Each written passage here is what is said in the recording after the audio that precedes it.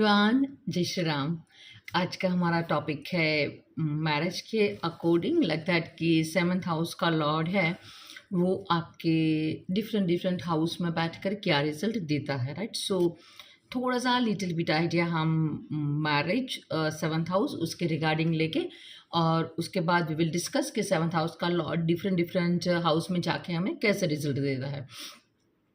अब देखो, ये टॉपिक तो लिटिल बिट मैरिज के अकॉर्डिंग ही हो जाएगा क्योंकि मोस्ट प्रोबेबली हम सेवन्थ हाउस को मैरिज के अकॉर्डिंग ही लेते हैं। लेकिन if you want to clear the seventh house totally, seventh house है लगन आप हो और सेवन्थ हाउस आपसे कंप्लीटली अपोजिट है, राइट। सो आपको जो एनर्जी मिलती है, आपका जो शक्ति स्थान है वो है सेवन्थ हाउस। कैसे तो समझो, देखो काफ़ी हम बोलते हैं कि हमें what other person says about us हमें ध्यान नहीं देना चाहिए, डोंट केयर एटीट्यूड होना चाहिए। और आजकल तो ये जनरेशन में ये काफ़ी है डोंट केयर एटीट्यूड। फिर भी देखो फ़र्क पड़ता है, चाहे हम कितना भी इस थॉट को दिमाग में घुसा ले डोंट केयर एटीट्यूड, लेकिन फ़र्क पड़ता है क्योंकि मानव है वो एक सामाजिक प्राणी है। सो हम इंटरेक्ट चाहिए। अकेला कोई भी पर्सन है वो सरवाइव नहीं कर पाएगा, चाहे आपको उसकी ज़रूरत है या नहीं हो। और वैसे भी देखो, आपको किसी के साथ इंटरेक्ट भी ऑलवेज होना ही रहेगा, आपको कम्युनिकेशन करना ही पड़ेगा। और दूसरा आपका बिजनेस जहाँ से आप अर्न करते हो। सो सेवन्थ हाउस आपका बिजनेस का भी है, डे टू डे वेजेस का भी है। मान लो कि आप कुछ बिजनेस नहीं कर रहे हो, कुछ भी नहीं कर रहे हो, फिर भी एक डील तो कर रहे हो ना, अकेले तो नहीं हो।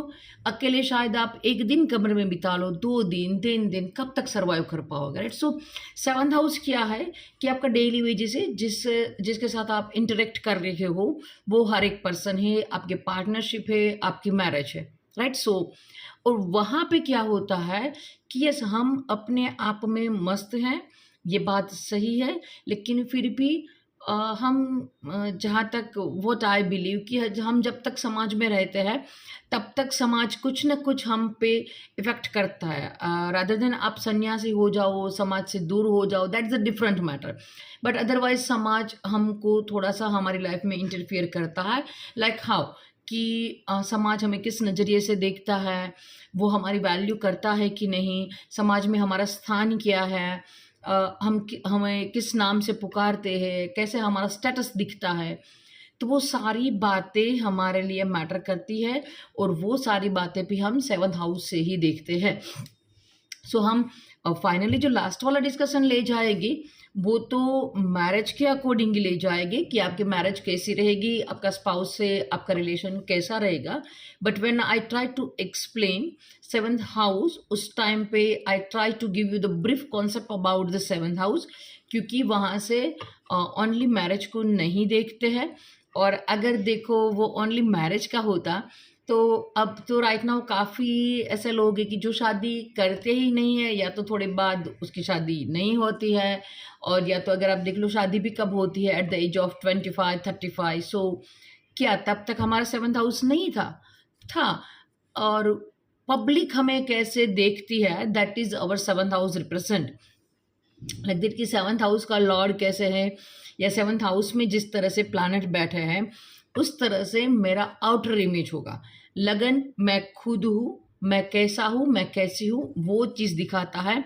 लेकिन सेवन्थ हाउस में बैठे प्लैनेट और उसका जो कंडीशन है वो ये डिटरमाइन करता है कि समाज आपके लिए कैसी धारणा रखता है, वो कैसे आपको पहचान बनाता है, और आपको किस तरह से वो जज करते हैं, इन व्हाट कैटेगरी, राइट। सो यही है हमारा सेवन्थ हाउस। सो वहाँ से हम अपनी समाज के अंदर जो छवि है वो देख सकते हैं। और यहाँ पे काफ़ी सारे प्लैनेट है वो अच्छा कर जाएंगे फॉर द मैरिज, लेकिन वही सेम प्लैनेट है वो बिजनेस के लिए ख़राब भी हो सकते हैं और अच्छे भी हो सकते हैं। देखो माना कि यहाँ पे अगर बुध है, राइट। सो बुध के वीडियो में आई डिस्कस कि बुध एक नपुंसक ग्रह है, वो सेक्सुअल जो इमेज है, आपका जो सेक्सुअल रिलेशन है उसको डिस्टर्बेंस बताएगा, क्योंकि वो खुद ही डिससेटिस्फाई है कि हाँ मैं मेरी माँ तारा और चंद्र की नाजायज संतान हूँ। तो यहाँ पे अगर बुध है तो मैरिज में थोड़ा सा सेक्सुअल प्रॉब्लम दिखाएगा, लेकिन बुध बिजनेस का कारक है, राइट। सो बिजनेस पार्टनर आपका यहाँ पे अच्छा चल जाएगा। सो डिफरेंट 7th हाउस को ही लेना है, आउटर इमेज के लिए भी, बिजनेस पार्टनर के लिए भी, अपने स्पाउस के लिए भी। लेकिन सभी जगह पे आपका एनालिसिस डिफरेंट डिफरेंट होगा। किस तरह से, देखो अभी हम मैरिज पे ही टोटली आएंगे, लेकिन देखो वहाँ पे भी अगर आपका 7th हाउस का लॉर्ड फर्स्ट में है, सेकंड में है, थर्ड में है, तो मैं आपको उस तरह की प्रिडिक्शन बताऊंगी। Most probably you will relate with that things also. But ये जो हम राइट नाउ जो जिस व्यू से हम देख रहे हैं, that is not the final view about the marriage, क्योंकि एस्ट्रोलॉजी में काफ़ी चीज़ें हैं वो आपको कनेक्ट करनी रहेगी। After then you can predict the final prediction आपका जो है वो निकल के आएगा। अगर देखो आप मैरिज के लिए कुछ भी देखना चाहते हो किसी के चार्ट में, तो आपको कितनी चीज़ों को ध्यान रखना होगा। फर्स्ट ऑफ ऑल ऑब्वियस है कि जो हम बात कर रहे हैं 7th हाउस को देखना है, वहाँ पे कौन से प्लैनेट बैठे हैं वो देखना है, और उसमें भी देखो ऐड ऑन करना है कि वो जो प्लैनेट है वो वक्री है, अस्त है, राइट, ऊंच है, नीच है। ऊंच है, नीच है तो उसके उच्च बिंदु के आसपास है, नीच बिंदु के आसपास है, और वहाँ से काफ़ी हटके है। अगर किसी के साथ कंजक्ट है यानी कि युति में है, तो कितनी डिग्री के डिफरेंस पे है। अगर देखो आपने युति देख लिया, लेकिन वही युति अगर युति है, ऑब्वियस आपने साथ में देखा D1 चार्ट में, डेफिनेटली युति है। लेकिन अगर भावचलित में वो डिफरेंशिएट हो जाए, या तो दोनों के बीच का जो डिग्री डिफरेंस है वो 15 से भी ज़्यादा हो जाए, 5 डिग्री का जब डिफरेंस होता है, at that time we consider कि टाइट कंजक्शन है। सो जैसे जैसे वो गैप बढ़ता जाएगा, कंजक्शन तब भी रहेगा, लेकिन उसका जो इम्पैक्ट है वो कम आएगा। अगर बेनिफिशियल है तो बेनिफिट कम मिलेगा, मैलेफिक है तो जो बुरी रिजल्ट है that you will get lesser, right. So देखो 7th हाउस को देखना है, वहाँ पे कौन से प्लैनेट बैठे हैं, वक्री है, कंजक्टेड है किसी के साथ, वो देखना है। 7th हाउस पे किसका दृष्टि आता है वो देखना है। राइट नाउ हम जो डिस्कस कर रहे हैं कि 7th का लॉर्ड कहाँ पे गया है वो भी आपको देखना है। मैरिज का जो हम मोस्ट प्रोबेबली जो आपकी मैरिज लाइफ है, रोमांस है, राइट, जो वैभव विलास है, कितना आप भोग पाएगी, तो शुक्र को भी देखना है। और कहीं ना कहीं मैरिज लंबी चलने वाली है और उसके साथ हमारा काफ़ी रिलीजियस बिलीव सब कुछ जुड़ा हुआ है, ब्लेसिंग है, तो गुरु को भी देखना है। सो ये सारी चीज़ें कनेक्ट करने के बाद आप फाइनल मैरिज की प्रिडिक्शन कर पाएंगे। उसके साथ आपको नक्षत्र को भी जोड़ना है। काफ़ी बार क्या होता है कि हम पर्सन बोलता है कि बिना शादी कब होगा, हम दशा अंतदशा गोचर काफ़ी कनेक्ट करते हैं, लेकिन कुछ क्लू नहीं मिलता है। उस टाइम पे हो सकता है कि आपके 7th हाउस में कोई प्लैनेट नहीं है, राइट, लेकिन देखो 7th हाउस में कौन सा नक्षत्र आ रहा है, उस नक्षत्र के मालिक की जब भी महादशा अंतर्दशा चलेगी उस टाइम पे भी मैरिज हो सकती है। सो काफ़ी डीप है astrology, right. Only 7th house का लॉर्ड जिस तरह से बैठा है, आप कोई बड़ी अच्छी या कोई बड़ी बुरी प्रिडिक्शन है वो नहीं कर पाएंगे। Just always you have a little bit idea about that house, और उसको आप उसकी जो एनर्जी है उसको रिकॉग्नाइज करके आप कैसे बैलेंस कर पाओगे, that you can understand. And again यहाँ पे one factor that you have to always add on in the astrology, that is देश काल पात्र। वो क्या होता है कि मान लो मैंने बोल दिया किसी का चार्ट है, आई लुक एंड आई सी शुक्र काफ़ी अच्छा है, चंद्रमा भी अच्छा है, राइट, पर्सन काफ़ी, मुझे टॉरस असेंडेंट मिल गया, सब कुछ अच्छा अच्छा मिल गया। सो आई सी पर्सन काफ़ी ब्यूटीफुल होगा। सो हो सकता है कि वो लेडी अफ्रीकन भी हो, वो लेडी अमेरिकन भी हो, इंडियन भी हो, कोई भी रिलीजन से या कोई भी कंट्री से बिलोंग करती है, तो वहाँ के जो सरकमस्टेंसेस है, राइट, अगर इंडियन की ब्यूटीफुल है तो थोड़ा सा तो फीचर आएगा ही, अगर अमेरिका की ब्यूटी है तो उस तरह से उसका स्किन टोन है, उसका हाइट बॉडी है, वो उस तरह से रहेगा। लेकिन यस, वन पॉइंट कॉमन कि यस, वो जिस किसी भी रीजन से बिलोंग करती है वहाँ के मेजरमेंट के according see is the beautiful, right. So अलग अलग हो सकता है कि कहीं जगह पे फैटी भी ब्यूटीफुल है, कहीं जगह पे लिटिल बिट डार्क टोन भी ब्यूटीफुल हो सकता है, कहीं जगह पे वाइट टोन है वो कंपलसरी है। तो that depends on the place. और वैसे ही why I give you this example, अब समझो कि मैरिज है, one time I got a consultation, और उस टाइम पे मैं बात ही कर रही थी अपने क्लाइंट के साथ, और वो रिलेशनशिप के बारे में पूछ रहा था। देन आई आस्क्ड कि what about the marriage, so marriage के बारे में। तो सडनली उसने बोला कि हाँ मैरिज होता है मैडम, लेकिन यहाँ पे मैरिज उतना इम्पोर्टेंस नहीं है, एंड पर्टिकुलर मैं मैरिज चाहता ही नहीं हूँ। सो कहीं पे ऐसा हो सकता है कि मैरिज नेसेसरी है और काफ़ी सारे उसके साथ अलग अलग फैक्टर है वो भी जुड़े हुए होते हैं, और काफ़ी बार वेरी फ्री स्टाइल होता है, मैरिज चाहिए ही नहीं, या तो अगर डिवोर्स हो जाए तो भी वो कोई बड़ी प्रॉब्लम नहीं है, राइट। लाइक दैट कि देखो, आप समझने के लिए अपने पेरेंट्स का ही एग्जांपल लो, या तो आपके आसपास जो चाचा चाची है, आपके मामा मामी है, या अगर आप बड़े हो तो खुद की मैरिज लाइफ ही अंडरस्टैंड करो कि देखो, मैरिज में प्रॉब्लम तो ऑलवेज रहेगी ही, राइट। कोई ऐसा नहीं हो सकता कि हाँ मुझे 100% I am very happy in my marriage, और अगर है तो yes I really like to that your marriage life is very happy. Otherwise देखो, थोड़ी थोड़ी प्रॉब्लम आपको मिल ही जाएगी। अब सोचो, वो प्रॉब्लम उस टाइम पे चल गई, क्यों? क्योंकि वहाँ पे टाइम ही ऐसा था। और अगर आप ऑब्जर्व करो आपकी चाचा की, मामा की, आपके मदर फादर की, फूफा की, सो उन सारी मैरिज को आप अगर राइट नाउ के पैरामीटर पे जज करो ना, राइट, तो आप बोल दोगे कि नहीं, ऐसी शादी, अगर मैंने 5 शादी के बारे में एनालिसिस किया, वो हो सकता है कि पाँचों की पाँचों शादी उस टाइम पे चल गई, या तो 5 में से 4 चल गई, 1 ही डिवोर्स हुआ।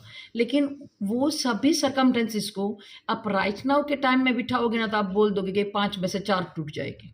क्यों?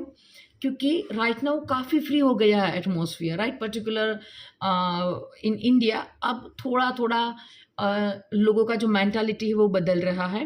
पहले के टाइम में बेटी को यही सीख दी जाती थी कि भाई यहाँ से तेरी डोली विदा हो रही है और तेरे घर से ही तेरी अर्थी निकलनी चाहिए। सो इनडायरेक्टली ये बोला जाता था कि वापस नहीं आना है, कुछ भी हो सर्वाइव करना है, चाहे वहाँ से तुम्हारी अर्थी ही क्यों ना निकले।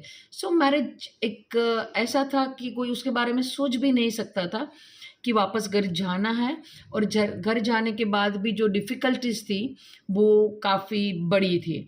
और लेकिन देखो, अब काफ़ी फ्री है, राइट, अब काफ़ी फ्री एटमॉस्फेयर है।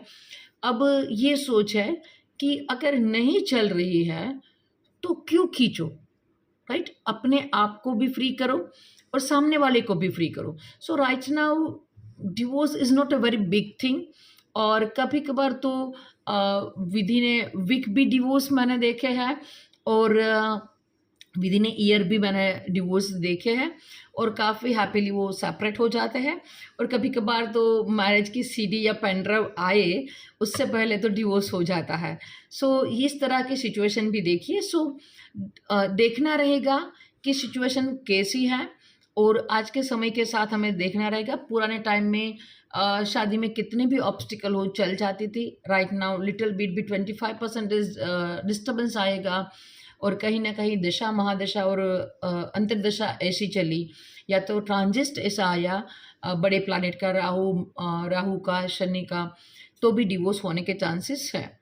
अगेन एक बात और है कि जब हम मैरिज की ओर देखते हैं तो काफ़ी बार हम बोल देते हैं कि शुक्र राहु वाला है, एक्स्ट्रा मैरिटल अफेयर होगा, 7th हाउस में शुक्र है तो ये होगा।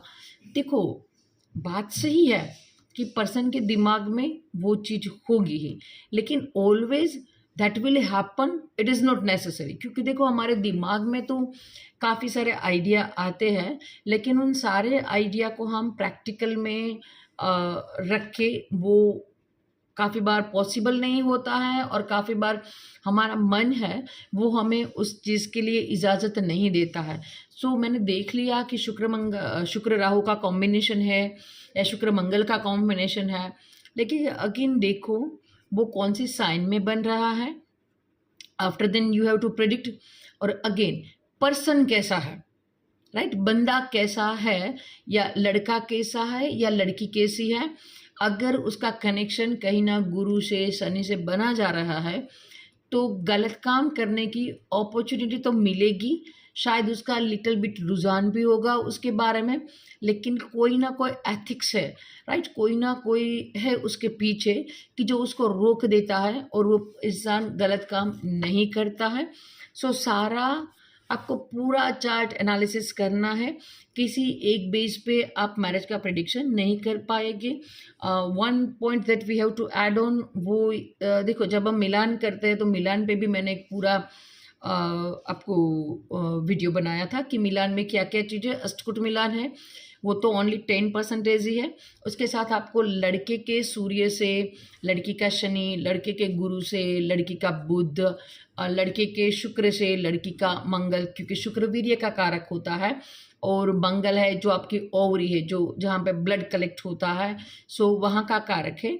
तो इन सारी चीज़ों को मिलान करना है, दशा मिलान करना है, नक्षत्रों का मिलान करना है, और आपका फर्स्ट लॉर्ड और सेवंथ लॉर्ड कैसे प्लेस्ड है। देखो राइट नाउ हम बात कर रहे हैं सेवंथ हाउस का लॉर्ड डिफरेंट हाउस में बैठकर क्या रिजल्ट देगा, लेकिन अगेन आपको ये भी चेक करना रहेगा अगर आप पूरा एनालिसिस करते हो about to marriage, first house का लॉर्ड और सेवंथ हाउस का जो लॉर्ड है उन दोनों के बीच में कितनी दूरी है। अगर हम पहला ही लगन ले ले, मेष लगन ही ले ले, तो मेष लगन में फर्स्ट हाउस में आएगा 1 नंबर यानी कि मंगल, और सेवंथ हाउस में तुला राशि ही आएगी। सो मंगल और शुक्र के बीच का दूरी कितना है आपके चार्ट में, 3-11 है, 2-12 बैठ गई है, कैसे उसका सिचुएशन है वो भी डिसाइड करेगा कि मैरिज लाइफ आपकी कैसी जाएगी। सो इन सारी चीज़ों को इकट्ठा करने के बाद आपको फाइनल मैरिज के प्रेडिक्शन पे आना है। राइट नाउ हम only one of the factor की ही बात कर रहे हैं कि आपकी मैरिज में इस प्लानेटरी पोजीशन से आपकी मैरिज लाइफ कैसी जाएगी, right. So let's start about the marriage कि कैसे हम देखें। सो लेट्स स्टार्ट, अगर आपका सेवंथ हाउस का लॉर्ड है वो फर्स्ट हाउस में ही प्लेस्ड है।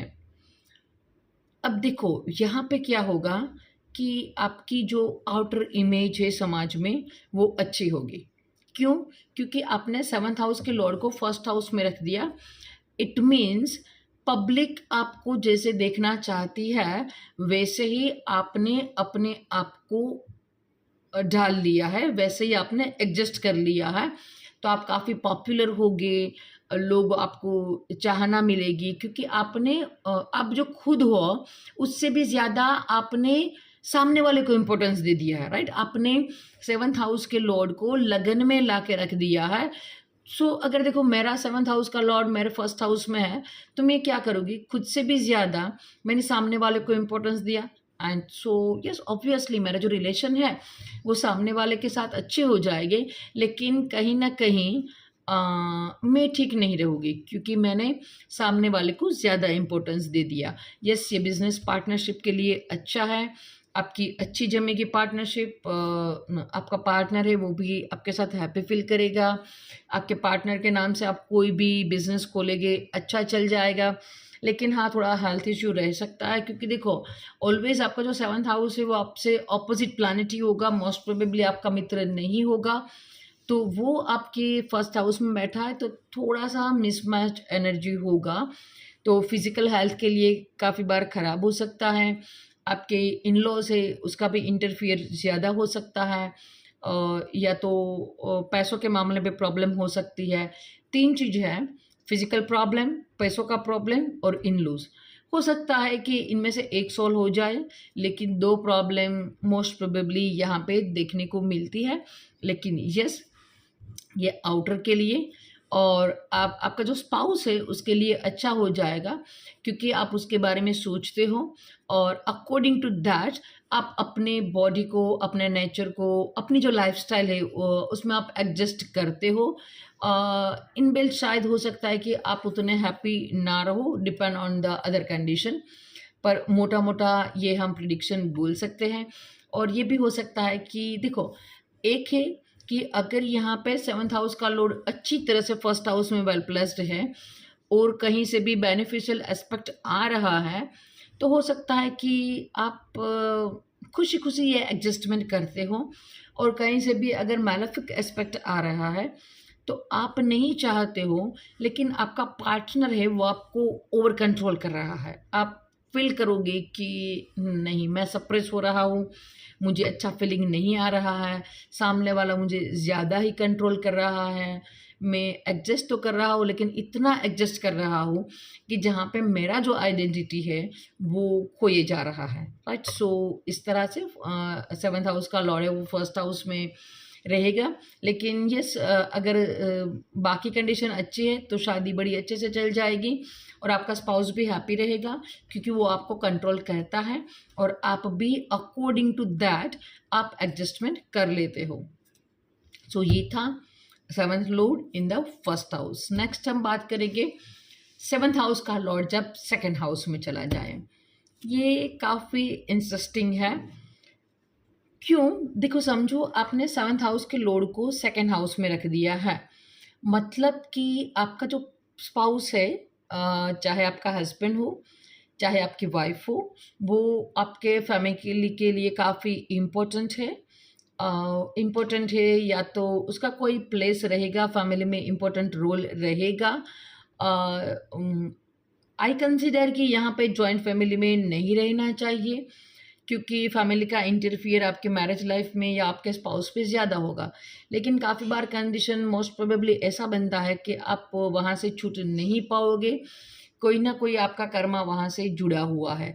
सो ये little bit depend on the other planetary condition. अच्छा भी हो सकता है फैमिली के लिए, पर कहीं ना कहीं आपका जो स्पाउस है वो उतना अच्छा फील नहीं कर पाएगा। वाई? क्योंकि देखो, आपने सेवन्थ के लॉर्ड को सेकंड हाउस में रख दिया है।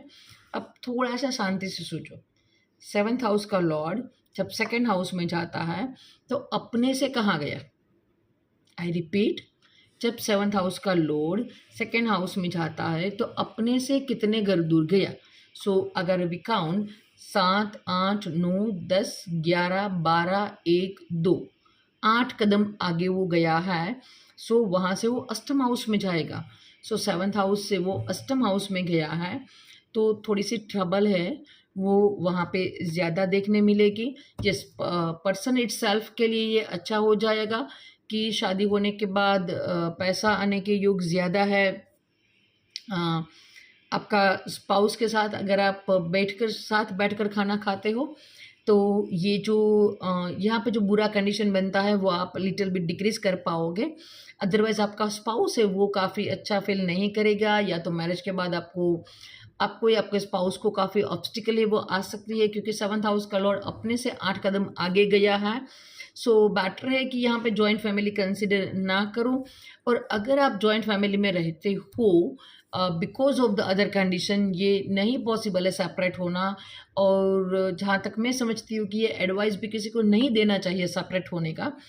बट यस, आप ये परफेक्टली कर सकते हो कि जहाँ तक हो सके आपकी जो मैरिज लाइफ है वो सीक्रेट रखो, क्योंकि सेवन्थ हाउस का लॉर्ड अपने से अष्टम गया है, सीक्रेट के प्लेस पे गया है।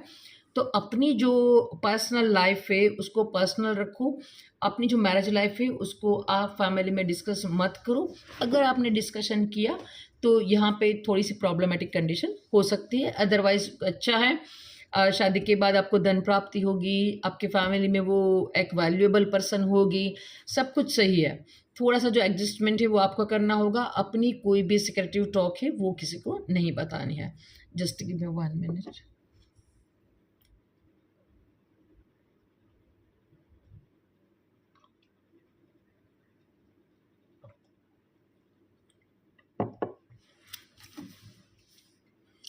अब देखो, 7th हाउस का लॉर्ड 3rd हाउस में चला जाए,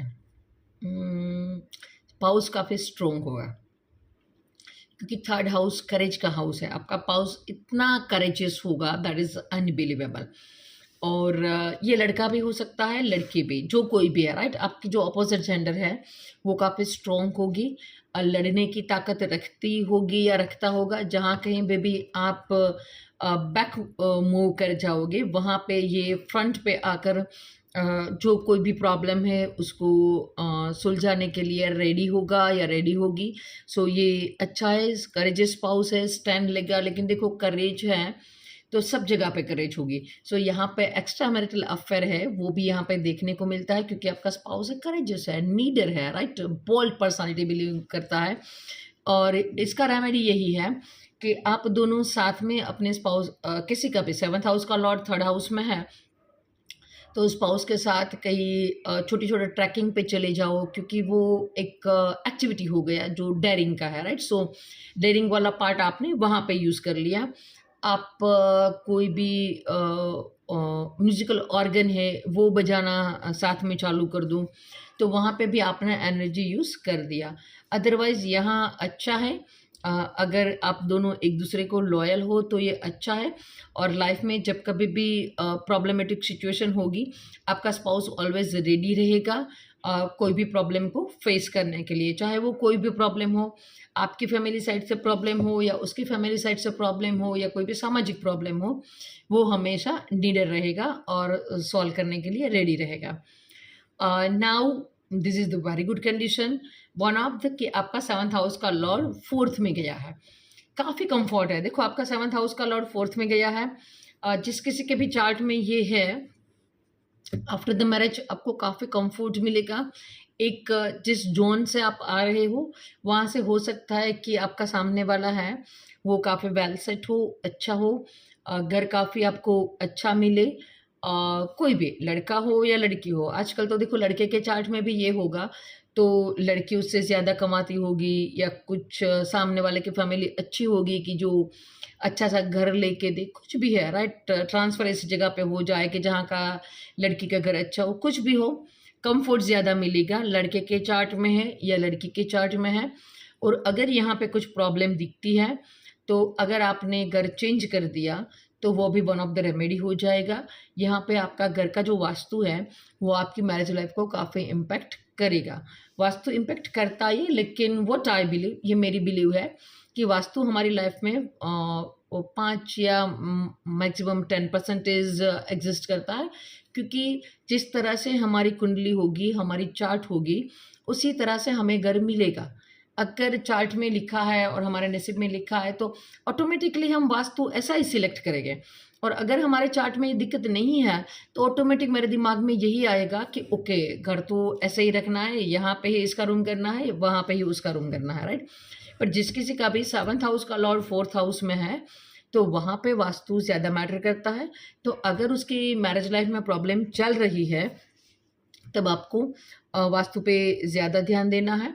अगेन देखो, ये 4th हाउस है, सो अच्छा तो हो गया कंफर्ट के लिए। आपका जो स्पाउस है वो आपके कंफर्ट के बारे में ज़्यादा सोचता होगा। और जब कभी भी आप कुछ भी बदलाव करें, राइट, या तो कुछ शॉपिंग करें, उस टाइम पे अपने स्पाउस की राय लेना ज़रूरी है, क्योंकि वो आपके कंफर्ट के लिए सोचता ही है।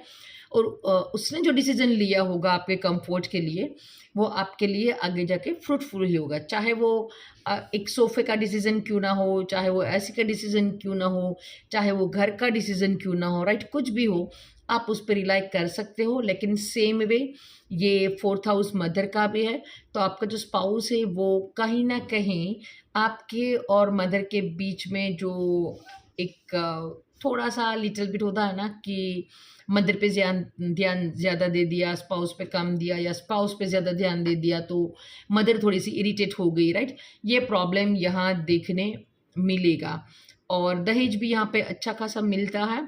दहेज की बात नहीं करनी चाहिए, लेकिन देखो आजकल ये लड़की ही दहेज लाए ये बात नहीं है। अब काफ़ी बार काफ़ी ऐसी फैमिली मैंने देखी है कि लड़की काफ़ी अच्छे घर से है और उसको पैसा नहीं, एक अच्छा और लॉयल लड़का चाहिए। तो वैसा भी हो सकता है। सो इन शॉर्ट, शादी के बाद आपका कंफर्ट है और आपका जो लेवल है वो अप जाएगा। मदर का इंटरफियर कम होना चाहिए, अगर है तो आप उसमें बैलेंस करने की कोशिश करो कि या तो मदर के साथ ज़्यादा बातें शेयर नहीं करें अपने मैरिज लाइफ की, तो यहाँ पे ये अच्छा रहेगा, कंफर्ट है और चल जाएगा पार्टनर। यहाँ पे कोई इतना बुरा कंडीशन यहाँ पे नहीं बनता है। और देखो, 7th हाउस से अगर आप 4th हाउस तक चल के आते हो, राइट, तो 7, 8, 9, 10 ये आपके कर्म का हाउस है। सो जिस तरह से आपने कर्म किए हैं 7th हाउस से, आपके कर्म यानी कि मदर। और काफ़ी बार हम बोलते भी हैं कि मैरिज में, ये पुराने टाइम की थोड़ी सी बात है कि जब कभी भी लड़की कुछ भी गलत करती है, हम सीधा माँ पे चले जाते हैं कि तेरी माँ ने ये संस्कार दिए हैं, ऐसा दिखाया है। तो 7th हाउस से जो हम कर्मा देखते हैं वो है क्या है, 7th हाउस से अगर आप 10 कदम आगे चलो तो 4th हाउस है। तो जिस तरह से आपकी मदर ने आपको बिल्डअप किया है, सिखाया है, सो कहीं ना कहीं ये एस्ट्रोलॉजी में भी ये पॉइंट रिलाई करता है। But I particular believe not only for the girls, अगर बॉय का भी जो रवैया है, राइट, सो वो भी अपनी मदर को ही बिलोंग करेगा ना। सो आपकी मदर ने जिस तरह से आपको पाला पोसा है, जिस तरह से आपके अंदर संस्कार है, ऐसे आपकी मैरिज लाइफ जाएगी। Now come to the 5th house. 5th house में अगर 7th हाउस का लॉर्ड है तो मोस्ट प्रोबेबली जो मोटा मोटा हमारे दिमाग में एक जो बात आती है वो ये है कि लव मैरिज, राइट। सो यहाँ पे हम थोड़े से खुश हो जाते हैं कि लव मैरिज है, आपके पसंद की से शादी होगी, दैट्स वेरी गुड। बट कहीं ना कहीं यहाँ पे भी थोड़ी प्रॉब्लम दिखने को मिलती है। देखो, यहाँ पे अगर आपका 7th हाउस का लॉर्ड 5th हाउस में है तो अपनी पसंद से ही शादी करो, वरना ना करो। क्योंकि जब आपकी पसंद नहीं होगी तो आप खुश नहीं रह पाओगे, क्योंकि आपकी मैरिज में आपने यह फैक्टर ऐड ऑन कर दिया है कि भाई मेरी लाइकिंग तो वहाँ पे होनी चाहिए। काफ़ी बार यहाँ पे बच्चे हैं वो भी नेगेटिव बिहेव करते हैं पर्सन की लाइफ में। तो काफ़ी बार यहाँ पे 7th हाउस का लॉर्ड जब 5th हाउस में होता है तो बच्चे होते नहीं हैं, या तो हो तो ऐसा होता है कि वो अपने दादा दादी या नाना नानी के साथ रहते हो या कहीं दूर हॉस्टल पे ज़्यादा टाइम स्पेंड करें, तो यहाँ पे दिक्कत नहीं होगी। सो मोटा मोटा गुड भी है और बैड भी है, पूरा हम नेगेटिव या पूरा पॉजिटिव यहाँ पे पेंट नहीं कर पाएंगे। अदर प्लानिटरी कंडीशन है वो आपको देखनी रहेगी। Now next come to the 6th house. अगर आपका 7th हाउस का लॉर्ड 6th हाउस में बैठ गया है, सो थोड़ा सा तो पहले हम डर जाते हैं, राइट, क्योंकि 7th हाउस का लॉर्ड आपने 6th हाउस में बिठा दिया। 6th हाउस हम रोग ऋण शत्रु का बोलते हैं, लेकिन अगेन देखो ये वन ऑफ द एंगल है शादी को देखने का। सो यहाँ बैठा अगर बेनिफिट होगा, अच्छी तरह से वेल प्लेस्ड होगा, बेनिफिट प्लानिट के एस्पेक्ट में होगा, तो क्या हो सकता है कि आपका जो स्पाउस है वो ऑलवेज आपको दुश्मन से बचाने के लिए, सेव करने के लिए आगे रहेगा। आपके जो सारे कर्ज है वो पूरे करेगा, आपके जो शत्रु है उससे लड़ेगा, और आपकी जो हेल्थ है उसमें भी सपोर्टिव रहेगा। ये सारा पॉजिटिव सिनेरियो हो सकता है। अगर पॉजिटिव प्लेस्ड नहीं है तो आपको ऑलवेज लगेगा कि क्यों यही मेरा सबसे बड़ा दुश्मन है, राइट। उस टाइम पे आपको लड़का हो या लड़की, उसे लगेगा कि जब भी मैं कुछ सही करने चाहता हूँ, जब भी मैं कुछ अच्छा करने चाहती हूँ या चाहता हूँ, तो इसको क्यों परेशानी होती है। और नॉट ओनली परेशानी होती है, ये मेरा दुश्मन बन के सामने आ जाता है, राइट। सो यहाँ पे वैचारिक मतभेद ज़्यादा देखने मिलते हैं, सामने वाले को ये दुश्मन ही लगता है और उस तरह की फीलिंग आती है। और काफ़ी बार ये घर पे तो लड़ाई हो जाती है, लेकिन काफ़ी बार पब्लिक में भी फाइट हो जाती है, लाइक दैट, कि छोटी मोटी, बड़ी नहीं, लेकिन पब्लिक में भी उन दोनों के ओपिनियन है वो डिफरेंट हो जाते हैं। और सामने वाला बोल भी देता है कि बस why you never agree with me, right, तुम्हें क्यों मुझसे अपोज ही करना है, तुम ही क्यों मेरा बुरा सोचने पे तुली हुई हो, जब पूरी दुनिया मेरे साथ है लेकिन ओनली तुम अकेली हो या तुम अकेले हो कि जो यहाँ पे भी बुरा सोच लेते हो। तो यही है मोटा मोटा। अगर आपका 7th हाउस का लॉर्ड 6th हाउस में है, अगेन डिवोर्स वाली बात काफ़ी सारा कंजक्शन देखना रहेगा। ओनली इसी बात को लेकर आप डिवोर्स नहीं बोल सकते हो। नक्षत्र देखना रहेगा, शुक्र का कंडीशन देखना रहेगा, दशा अंतर्दशा देखना रहेगा, और फिर भी वहाँ से भी फाइनल आप डिवोर्स तक जाने के लिए आपको फाइनल ट्रांजिट भी लगाना पड़ेगा। उसके बाद आप बोल सकते हो। चाहे आपका 7th हाउस का लॉर्ड है वो 12th हाउस में चला जाए, फिर भी आप वन बीट देखकर आप डिवोर्स नहीं बोल सकते हो। क्योंकि अगर आपका 7th हाउस का लॉर्ड कहीं पे भी बैठा हो, पहले भाव में, दूसरे, तीसरे, चौथे, पांचवें, छठे, 12वें तक कहीं पे भी बैठा हो, सभी की शादी अच्छी चल सकती है। और कहीं पे भी हो 1 से लेके 12 भावों में डिवोर्स का कंडीशन भी बन सकता है, राइट। सो एक ही एंगल को देखकर आप किसी की पूरी मैरिज लाइफ को जज नहीं कर पाओगे, अच्छी चलेगी या डिवोर्स हो जाएगा, right. So next move to the 7th house का लॉर्ड अगर 7th हाउस में ही प्लस है तो क्या होगा। देखो 7th हाउस का लॉर्ड 7th हाउस में प्लस है तो आपका पार्टनर काफ़ी स्ट्रोंग होगा। 3rd हाउस में जहाँ पे मैंने बोल्ड पर्सनालिटी बताई थी, यहाँ पे वो खुद में स्ट्रोंग होगा, बोल्ड होगा, अपने आप में स्ट्रोंग होगा। अगर यहाँ पे देखो अच्छा बैठा है, वेरी गुड, फैबुलस, लेकिन लिटल बिट भी कहीं से भी बुरा प्लानेट कंजक्ट हो गया, कुछ ना कुछ अफ्लिक्शन मिल गया, तो आपने क्या किया, 7th हाउस तो बिगाड़ दिया, 7th हाउस का लॉर्ड भी बिगाड़ दिया। तो जब कभी भी प्लानेट खुद के घर में ही बैठता है तो काफ़ी बार अच्छा हो जाता है, लेकिन अगर अफ्लिक्शन मिल जाए तो हाउस को भी अफ्लिक्शन मिल गया और हाउस के लॉर्ड को भी अफ्लिक्शन मिल गया, और कहीं ना कहीं वो उस भाव का कारक हो तो आपने कारक भी बिगाड़ दिया, तब वहाँ पे बहुत बुरी कंडीशन हो जाए। मान लो देखो यहाँ पे शुक्र ही है, राइट, शुक्र स्वराशि का है, खुद के घर में ही बैठा है और मैरिज का भी कारक है, तो देखो आपने तीनों चीज़ें एक साथ ही बिगाड़ डाली। अगर कोई और चार्ट होता तो क्या होता कि 7th हाउस पे ही मैलेफिक एस्पेक्ट आ रहा है, उसका लॉर्ड कहीं और प्लेस्ड है, शुक्र कहीं और प्लेस्ड है, तो तीनों का कंजक्ट करने के बाद हम फाइनल प्रेडिक्शन पे आते हैं। यहाँ पे हमने 7th हाउस को भी बिगाड़ा, 7th हाउस के लॉर्ड को भी बिगाड़ा, और वह शुक्र ही था तो मैरिज का कारक है वो भी हमने बिगाड़ दिया। सो काफ़ी बार ये अच्छा हो सकता है, काफ़ी बार बुरा भी हो सकता है, लेकिन अगेन जो कुछ भी है आपका स्पाउस है वो स्ट्रॉन्ग है। सो बी अवेयर अबाउट दैट, क्योंकि आपका स्पाउस स्ट्रॉन्ग है तो काफ़ी बार ये होता है कि डिवोर्स तो नहीं हुआ लेकिन थोड़ा मोटा झगड़ा हो गया, 1-2 महीने के लिए वाइफ चली गई या कोई भी हो, आप हस्बैंड वाइफ सेपरेट हो गई, लेकिन 4 to 6 मंथ वो फिर से इकट्ठा भी हो जाते हैं। 1 या 2 साल के बाद भी मैंने देखा है कि अगेन वही 2 पर्सन साथ में रहने लगते हैं।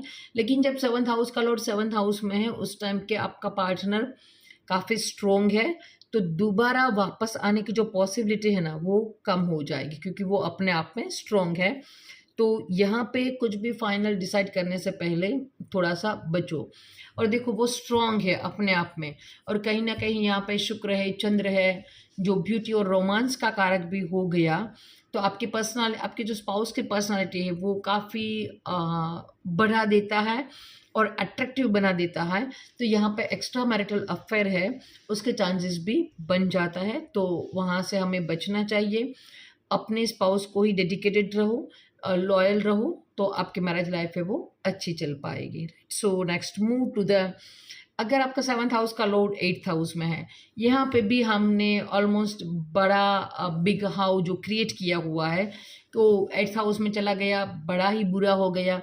लेकिन देखो यहाँ पे पॉजिटिविटी हो सकती है, शायद आपका स्पाउस है वो इसी तरह के फील्ड के साथ रिलेट कर रहा हो, लाइक दैट कि वो रिसर्च वर्क में हो, एस्ट्रोलॉजर हो, राइट, कोई सीक्रेट एजेंट की तरह काम कर रहा हो, तो आपने ये बात भी अच्छी कर दी। और दूसरी बात ये है कि ये लंबा चलने वाला रिश्ता है, सो आपका स्पाउस लॉन्ग टाइम तक आपके साथ रहेगा। और ये आपका जो 5th हाउस है वहाँ से चौथा आएगा, 5th हाउस से चौथा, यानी कि 5, 6, 7, 8, तो 5वें घर से ये चौथा है, तो आपका जो पूर्व पुण्य है वहाँ से चौथा भाव है कंफर्ट का। तो जिस तरह से आपने काम किया है पास्ट लाइफ में, उसका जो सुख है वो यहाँ पे है। तो अच्छे कर्म किए हैं तो अच्छा होगा, अगर बुरे कर्म किए हैं तो बुरा होगा। सो यहाँ पे बैठा अगर आपका 7th हाउस का लॉर्ड 8th हाउस में है, तो कहीं ना कहीं वो कंफर्म करता है कि आपका जो स्पाउस है उसके साथ आपका पास्ट का जो रिलेशन है वो कहीं ना कहीं ज़्यादा है, कंफर्म है। बुरा किस सेंस में हो सकता है? देखो, हर बार डिवोर्स को ही नहीं सोचना चाहिए, लेकिन यहाँ बैठा स्पाउस आपका है, आपसे दूसरे गया है, तो वो काफ़ी अच्छा अर्न करता होगा, लेकिन अपना अलग से सेपरेट अकाउंट रखेगा और आपको पैसा नहीं देगा, या तो because of some reason after the marriage 25-30 years के बाद स्पाउस कोई ना कोई तरह से आपसे दूर हो जाता है या डेथ हो जाती है और आप सडन ट्रोमा में या डिप्रेशन में चले जाते हो, ऐसा भी हो सकता है। यहाँ पर रेमेडी ये है कि आप अपने स्पाउस के साथ जो ध्यान है, योगा, मेडिटेशन है, वो ज़्यादा करो। कोई भी अकल्ट साइंस है, गुड विद्या है, तंत्र विद्या है, वो आपके स्पाउस के साथ आप हाफ एन आवर मंत्रोच्चार करो। ये भी यहाँ पे की रेमेडी हो सकती है। ऑलवेज यहाँ पे भी बुरा कंसिडर नहीं करना चाहिए। यहाँ पे भी अच्छी शादी, काफ़ी लंबी शादी चलती है, राइट्स। और आपका स्पाउस भी काफ़ी स्ट्रोंग हो सकता है और वेरी इंटेलिजेंट भी यहाँ पे हो सकता है। Now let discuss with about the 7th house का लॉर्ड अगर आपने 9th हाउस में ला के रख दिया है। देखो, 7th हाउस का लॉर्ड आपने 9th हाउस में रख दिया है। आफ्टर द मैरिज नसीब आपका साथ देगा। जैसे ही आपकी मैरिज होगी, विद इन 1 ईयर और विद इन 1.5 ईयर आप फील कर पाओगे कि हाँ, कुछ ना कुछ लक मेरा साथ दे रहा है। आपका फॉरेन जाने का मन है, आप का हो जाएगा इजीली। अगर आपके दिमाग में और कोई प्लानिंग है कि जो अभी तक रुकी हुई थी, तो सडनली वो भी होने लगेगी। और ये पंचम से पंचम भाव आएगा। सो आपका जो स्पाउस है वो 9th हाउस में है, तो रिलीजियस एक्टिविटी में भी वो ज़्यादा हो सकता है और ये सही रहेगा कि वो रिलीजियस एक्टिविटी के साथ जुड़ा रहे। अदरवाइज़ यहाँ पे भी लिटिल बिट खराब हो सकता है। देखो, 9th हाउस है तो हम यहाँ पे कुछ बुरा सोचते ही नहीं है। 8th हाउस में हम फट से बुरा सोच लेते हैं, अच्छा सोचने नहीं जाते हैं। यहाँ पे 9th हाउस है तो हमने सब कुछ सही सही सोच लिया है, लेकिन देखो ये 7 से 3rd है, राइट। सो यहाँ पे थोड़े से हार्ड एफर्ट रिक्वायर रहेंगे आपको आपके स्पाउस के साथ तालमेल बिठाने के लिए, राइट। सो ऑलवेज अच्छा नहीं है। आपको इसका रेमेडी ये रहेगा कि आप स्पाउस के साथ थोड़ा सा रिलीजियस ट्रैवल पे जाओ, या आपका जो स्पाउस का टोटल फैमिली है उसके लिए आपने रिलीजियस जो कोई भी यात्रा है, राइट, यात्रा धाम पे जाना चाहते हैं वो लोग, और आपने पूरे फैमिली का टिकट बुक कर दिया, सारा होटल सब कुछ आपने मैनेज कर दिया, तो ये काम यहाँ पे आप कर सकते हो। सो अच्छा भी है, बुरा भी है, लेकिन उसके साथ आर्ग्यूमेंट नहीं करना चाहिए। और आपका स्पाउस थोड़ा सा रिलीजियस एक्टिविटी के साथ रहे, वो ज़्यादा सही रहेगा यहाँ पे, right. So next move to the 10th house. ये अच्छा हाउस है मोस्ट प्रोबेबली, क्योंकि ये यहाँ पे आपने 7th से वो चौथा जाएगा, राइट। सो कंफर्ट है, अच्छा है।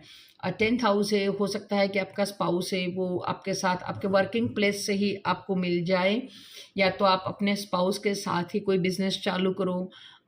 उसके पहले आप कहीं पे भी अलग अलग जॉब करते हैं, आप दोनों साथ आ गए और नया कुछ बिजनेस है वो आपने स्टार्ट किया। और अगर यहाँ पे कहीं पे भी 10th लॉर्ड का पोजीशन अच्छा हो जाए और शनि का प्लेसमेंट अच्छा हो, अनबिलीवेबल। क्योंकि देखो आपका स्पाउस, देखो मोस्ट प्रोबेबली आज कल हम क्या चाहते हैं कि या तो मैरिज लाइफ अच्छी हो या तो बिजनेस लाइफ, दोनों ही अच्छी चाहते हैं, लेकिन देखो कम से कम एक तो सही होना चाहिए, क्योंकि वरना तो आदमी गुजारा कैसे करेगा। क्योंकि बाहर जब वर्किंग प्लेस पे जाओ वहाँ पर भी टेंशन, वहाँ पे भी कुछ हम नहीं कर पाते, घर पे आते हैं तो वहाँ पे भी प्रॉब्लम है। तो एटलीस्ट एक थिंग अच्छा चल जाए, आदमी सर्वाइव कर लेगा। लेकिन यहाँ पे अगर आप देखो, आपकी वाइफ या आपका जो स्पाउस है, हस्बैंड है, वो तो आपको सपोर्ट कर ही रहा है, अगेन आपका जो 10th लॉर्ड है वो भी आपने सही कर दिया, शनि का प्लेसमेंट भी सही हो गया, तो काफ़ी सारा यहाँ पे मैरिज भी अच्छी हो गई और आपकी जो बिजनेस लाइफ है वो भी अच्छी हो गई। आपका स्पाउस है वो आपके साथ रहेगा, शुक्र भी आपका अच्छा हो गया, सब कुछ आपने अच्छा अच्छा कर दिया है। भगवान के आप पे बड़ी ब्लेसिंग है ये समझना।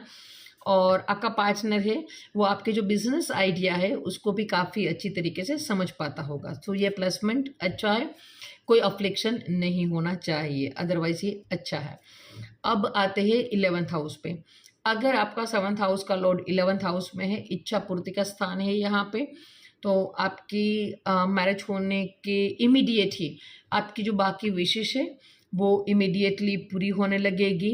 आपको नेम है, फेम है, वो सारी चीज़ें मिलती रहेगी, आपको रिस्पेक्ट भी मिलेगा। अगर अफ्लिक्शन है तो आपके जो दोस्त थे वो आपके स्पाउस के साथ संबंध बना सकते हैं कि जो एक अच्छा योग नहीं है। अदरवाइज आपके स्पाउस के साथ जुड़ने से ही आपको नेम फेम मिलेगा, काफ़ी सारा पैसा भी मिल सकता है। और पैसा ना मिले तो ऐसा होता है कि आपका पार्टनर इतना नॉलेजेबल हो कि उस नॉलेज के कॉम्बिनेशन से आप काफ़ी सारा गेन कर जाओ, या तो आपका जो पार्टनर है उसका फैमिली सर्कल या तो फ्रेंड सर्कल इतना बड़ा है कि आपको रिकॉग्नाइजेशन मिले, आपको नाम मिले, like that Nick Jonas, right. देखो निक जोनस ने जैसे ही प्रियंका के साथ शादी की और उसका एक सॉन्ग था, हाँ तुमान मरी जा, राइट। सो जैसे ही उसने शादी की वो इमीडिएटली इंडिया में पूरा पॉपुलर हो गया, क्योंकि आफ्टर ऑल वो इंडिया का अब जमाई था, राइट। सो जब कभी भी आपका 7th हाउस का लॉर्ड 11th हाउस में जाएगा तो काफ़ी अच्छा गेन होगा, आपका फ्रेंड सर्कल है वो बढ़ेगा, आपको नेम फेम पैसा सब कुछ मिलेगा, राइट। अगर बुरी कंडीशन है तो ध्यान रखिए कि आपके जो फ्रेंड सर्कल है वो आपकी मैरिज लाइफ को स्पॉइल या डिस्टर्ब ना करे। लास्ट 7th हाउस का लॉर्ड 12th हाउस में। अब देखो जब कभी भी व्हाट इन स्टार्टिंग मैंने जो देखा है कि स्टार्टिंग में जो लोग नए नए हैं एस्ट्रोलॉजी में वो क्या करते हैं, 7th हाउस का लॉर्ड 6 में देखती है, ओ बाप रे झगड़ा दुश्मन, 8th में आहा ऑब्स्टिकल डिस्टर्बेंस आएगा, 12th में यहाँ पे तो स्पाउस को मार ही डाला, राइट, कि डेथ हो जाएगी, कभी मिलेगा ही नहीं। इस तरह की जो नेगेटिविटी है वो हमारे दिमाग में फर्स्ट ऑफ ऑल आती है। लेकिन देखो यहाँ पे यही देखो यही आपके सेक्सुअल प्रेशर का भी स्थान है, तो हो सकता है कि आपके आपके पार्टनर के साथ जो एक्सट्रीम लेवल का जो प्लेजर है वो आप एंजॉय कर पाओ। हो सकता है कि आपका फॉरेन सेटलमेंट हो जाए, हो सकता है कि आपका पार्टनर है वो किसी हॉस्पिटल या ऐसी जो सामाजिक संस्था है उसके साथ जुड़ा हुआ हो सकता है कि अभी देखो अब तो इस तरह का सिनेरियो है कि मेल और फीमेल दोनों वर्किंग है, तो हो सकता है कि आपका पार्टनर आपसे काफ़ी लॉन्ग डिस्टेंस पे हो तो आप काफ़ी कबार ही मिल पाओ, फ्रिक्वेंटली ही मिलना होता हो, हर रोज साथ ना रहते हो, तो ये सारा फैक्टर अप्लाई होते हैं, राइट। सो ओनली डेथ हो जाना, नहीं मिलना, चले जाना, ये सारी बातें नहीं हो सकती हैं।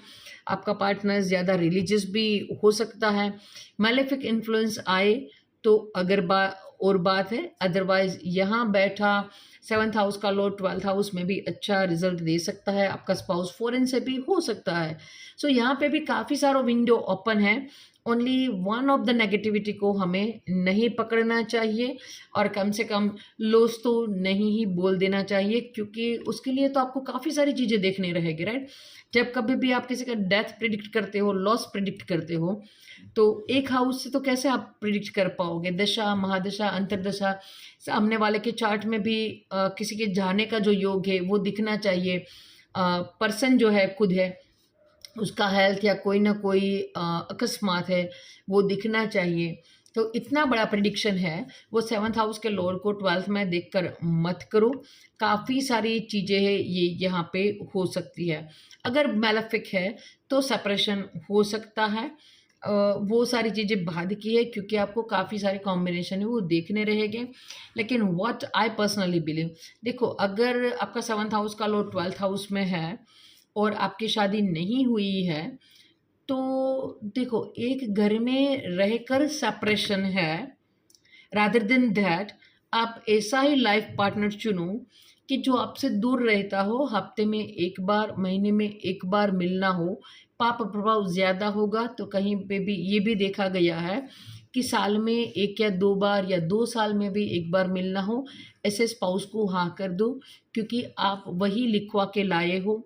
अगर आप ज़्यादा ज़िद पकड़ोगे कि no I am not agree with that, मुझे तो साथ ही रहना है, तो क्या होगा, साथ रहकर भी आप अलग हो गए, तो वहाँ पे आपकी मेंटल पीस है वो डिस्टर्ब होगी, क्योंकि कहीं न कहीं लड़ाई झगड़ा है, डिससैटिस्फैक्शन है वो रहेगा। और अदर देन कंडीशन आपने लॉन्ग डिस्टेंस से सिलेक्ट कर लिया, या आपका पार्टनर का जॉब ही ऐसा है लाइक दैट कि आपका डे का शिफ्ट है और पार्टनर का नाइट ड्यूटी है, तो वहाँ पे भी इंटरेक्ट कम हो जाएगा। सो ऑटोमेटिक ही आपने कंडीशन बना दिया, राइट। सो एस्ट्रोलॉजी को कैसे यूज़ करना है, देखो कोई एस्ट्रोलॉजर में, या अगर आप खुद भी अपना चार्ट देखते हो तो आप भगवान नहीं हो। कोई भी चीज़ हम पूरा टोटली नहीं बदल पाएंगे, लेकिन यस उनमें से सॉल्यूशन निकाल पाएंगे। कभी कभार हमारे पास जो लड़के या लड़की आते हैं, उसका 7th हाउस का लॉर्ड 12th हाउस में है, सो उसका जिद है कि नहीं मैं तो अपने गांव में ही शादी करूँगा या करूँगी, या तो मुझे लॉन्ग वाले में नहीं ही जाना है। तो उस टाइम पे मेरा रोल यही रहता है कि आई हैव टू एक्सप्लेन।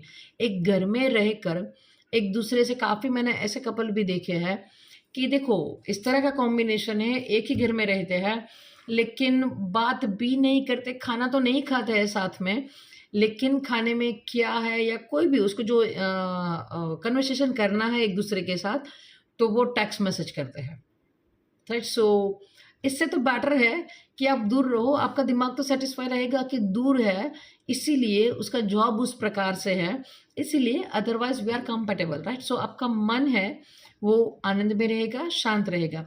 सो अपने चार्ट को अंडरस्टैंड करो और उस तरह से जो भी परिस्थिति आपको मिलती है उसको एक्सेप्ट करो। अपनी जिद से उसको मॉडिफाई करने की कोशिश मत करो, तो भी काफ़ी कुछ अच्छा हो जाएगा। और यहाँ पे अगर हम देखो, हमने तो अभी राइट नाउ यही बात किया था कि 7th हाउस का लॉर्ड कहाँ पे बैठा है। इससे पहले भी मैंने वीडियो में आपको समझाया था, again I try to explain you. 7th house में जो प्लैनेट बैठा है उस तरह की आपको गाड़ी मिली है भगवान से, यानी कि उस प्रकार की मैरिज लाइफ मिली है आपको। और 7th हाउस का लॉर्ड किस तरह से प्लेस्ड है, उस तरह से ड्राइवर है, उस तरह से आप अपनी मैरिज लाइफ को चलाओगे। सो डिफरेंट डिफरेंट सिनेरियो है। काफ़ी बार नई गाड़ी भी हम ठोक देते हैं, और जो कोई अच्छा ड्राइवर हो तो वो पुरानी गाड़ी को भी काफ़ी लंबी चला पाता है। सो दैट डिफरेंट ऑन, देखो हर बार ये कॉम्बिनेशन तो देखना ही है, साथ में लगन को भी जज करना है, क्योंकि पर्सन इटसेल्फ क्या है, राइट। आपको गाड़ी क्या मिली है, ड्राइवर क्या मिला है, ये सारी बात भी इम्पोर्टेंट है, लेकिन आप खुद क्या हो, आप कैसे सिचुएशन को हैंडल करते हो, that is also one of the big combination. क्योंकि देखो एक ही सिचुएशन में हर एक बंदे का जो रिएक्शन है वो अलग अलग होगा। कोई एक छोटे से झगड़े को लेकर काफ़ी बड़ा इम्पैक्ट क्रिएट कर सकता है, और कोई एक पर्सन है झगड़ा सेम टू सेम है लेकिन वो नेगलेक्ट कर देगा, राइट। सो आपका नज़रिया कैसा है देखने का, दैट्स वेरी इम्पोर्टेंट। तो आपका लगन है वो काफ़ी इम्पोर्टेंट रहेगा, आपका लग्नेश है वो भी काफ़ी इम्पोर्टेंट रहेगा। 1st हाउस का लॉर्ड 7th हाउस का लॉर्ड है, वो कितनी दूरी पे बैठे है वो भी इम्पोर्टेंट रहेगा। उसके साथ साथ आप उसको कैसे डील करते हो, ये सारी मैटर को वो भी इम्पोर्टेंट रहेगा, राइट। सो एक बात पे हमें पूरा जज नहीं कर देना है किसी की भी मैरिज लाइफ को, पूरा एनालिसिस करना है, पर्सन क्या है, क्या चाहता है, और वही उस प्रॉब्लम को कैसे डील कर सकता है। क्योंकि काफ़ी सारी मैरिज है, देखो हम किसी की प्रॉब्लम देख के तो हमें काफ़ी बार लगता है कि कैसे चल गई उसकी मैरिज लाइफ, राइट। हमारी मैरिज लाइफ में तो ये हो तो हम तो कब के डिवोर्स ले चुके होते हैं, और काफ़ी बार हम ये भी बोलते हैं कि भाई इतनी सी छोटी सी बात के लिए डिवोर्स ले लिया, ये नहीं करना चाहिए था। तो that depend on the person, right. काफ़ी बार छोटी छोटी बातों पे भी डिवोर्स हो जाते हैं, और काफ़ी बार बड़ी लंबी प्रॉब्लम के बाद भी लोग सर्वाइव कर जाता है। तो that also again depend on the planetary condition also, और जो एस्पेक्ट है वो मैलेफिक एस्पेक्ट है या बेनिफिशियल है। काफ़ी बार देखो क्या होता है कि अगर गुरु या शनि के एस्पेक्ट आ जाए, पर्टिकुलर गुरु के एस्पेक्ट आ जाए, तो मैरिज लाइफ लंबी चल जाती है। अब यहाँ पे भी ये देखना रहता है कि अगर वो गुरु, देखो गुरु नेचुरल तो बेनिफिक प्लानिट ही है, लेकिन फंक्शनल क्या है ये भी देखना रहेगा, क्योंकि फंक्शनल मैलेफिक है तो काफ़ी बार क्या होगा कि इतनी मैरिज लाइफ तंग हो गई है।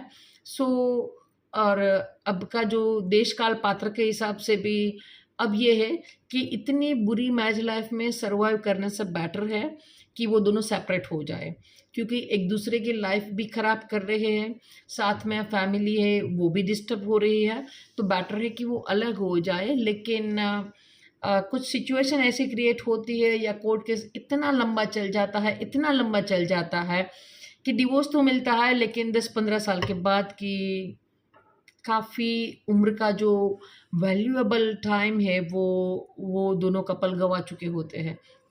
सो मैरिज लाइफ, अब देखो मैरिज लाइफ चलती ही रहे, दैट नॉट ऑलवेज बेनिफिशियल।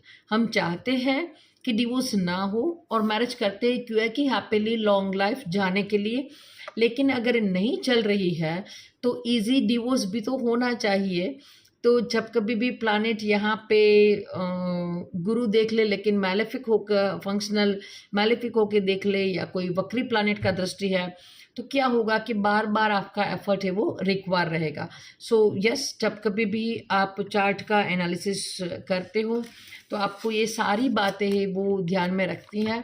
कोई भी एक बात है उसके बेस पे आप किसी की लाइफ है वो जज नहीं कर पाओगे। सभी प्लानिटरी कंडीशन को आपको देखना रहेगा, उसके बाद या फाइनल प्रेडिक्शन पे आना है। सो यस, ये था मेरा मोटा मोटा एनालिसिस कि 7th हाउस का जो लॉर्ड है वो डिफरेंट डिफरेंट हाउस में बैठने से क्या रिजल्ट देता है। राइट्स, आई होप आप सबको ये पसंद आया हो, और अगर आपको पसंद आया है और so like share and subscribe, क्योंकि आपके सब्सक्राइब और लाइक से मुझे प्रोत्साहन मिलता है, और I will try to make a more and more new video and also quality video कि आपके समय का सदुपयोग हो। राइट, सो मिलते हैं अगले वीडियो में नए टॉपिक के साथ। तब के लिए गुड बाय, जय श्री राम।